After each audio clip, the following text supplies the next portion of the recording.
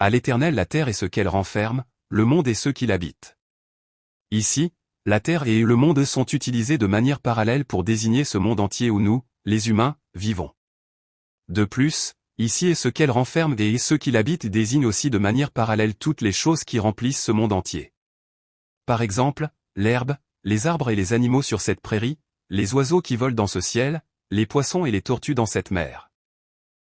Et même nous, les humains et le bétail, cela désigne toutes ces choses. C'est-à-dire que cette parole dit maintenant que toutes ces choses appartiennent à l'Éternel. Pourquoi en est-il ainsi? Car il l'a fondé sur les mers, et affermi sur les fleuves. Ici, au tout début de cette phrase, la conjonction hébraïque qui est utilisée pour expliquer la raison pour laquelle toutes les choses de ce monde appartiennent à l'Éternel. Quelle est cette raison? La raison est qu'il est dit que notre Dieu a établi ce monde entier et toutes les choses de l'univers sur ses mers et les a construits sur ses fleuves.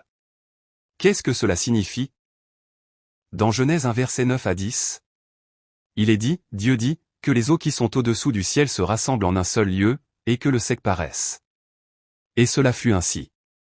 Dieu appela le sec terre, et il appela l'amas des eaux mers. Dieu vit que cela était bon. Dieu dit, que les eaux qui sont au-dessous du ciel se rassemblent en un seul lieu, et que le sec paraisse. Et cela fut ainsi.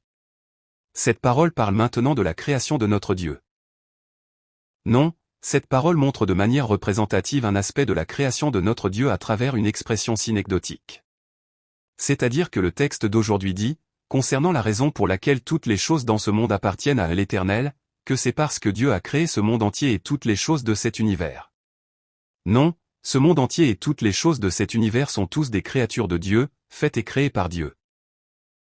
Dieu a fait la terre, la mer et les fleuves, et il a aussi fait tous les êtres vivants sur cette terre, dans cette mer et dans ces fleuves.